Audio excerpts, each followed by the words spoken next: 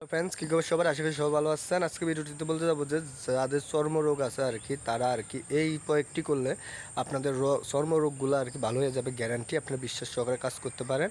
তো অবশ্যই আমার এই ইয়াটি আর কি যে বইয়ের ভিত্তিতে প্রচার করা, আপনারা অবশ্যই ইয়া করবেন আর কি, যে আপনারা অবশ্যই ট্রাই করবেন। ট্রাই করার পরে আর কি আপনারা অবশ্যই মানে উপকৃত হবেন, এরা গ্যারান্টি। আপনারা অবশ্যই মানে এই জিনিসগুলো আর কি যে বিশ্বাস সহকারে কাজটি করবেন।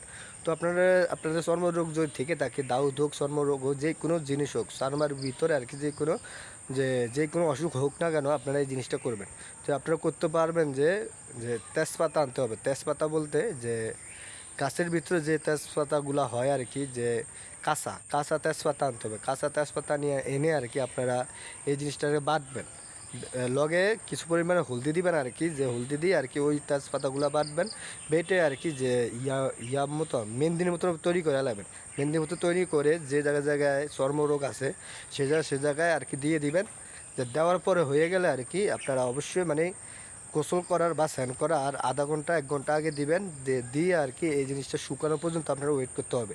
ওয়েট করার পরে আর কি যে শুকানো হয়ে গেলে আপনারা অবশ্যই মানে এগুলো আর কি ধুয়ে, গোসল গা ধুয়ে আর কি আপনাদের বাড়িতে চলে আসবেন। অবশ্যই মানে এভাবে যদি আপনারা সপ্তাহে যদি 2 দিন করেন, যে আজকে করলেন, মধ্যে 2 দিন করলেন না, আবার পরের দিন করলেন, এভাবে আর কি যে মধ্যে দিয়ে 2 দিন গ্যাপ দিয়ে আপনারা এই চর্মরোগের ওষুধটি উপয়োগ করবেন আর কি। আর অবশ্যই আপনারা যদি নতুন হয়ে থাকে আমার চ্যানেলটি সাবস্ক্রাইব করে দেবেন, আর কমেন্টে আপনার মতামত জানাবেন। আর আরেকটা বিষয় হচ্ছে যে আপনারা অবশ্যই বিশ্বাস সহকারে কাজ করবেন। আর এই এই ওষুধ দিয়ে আর কি যে আমার বইয়ের ভিতরে পাইছি দিকে আপনাদের কাছে বলা আর কি। তো বন্ধুরা নমস্কার, ভালো থাকলে অবশ্যই ভিডিওটা ভালো লাগলে শেয়ার করে দিবেন।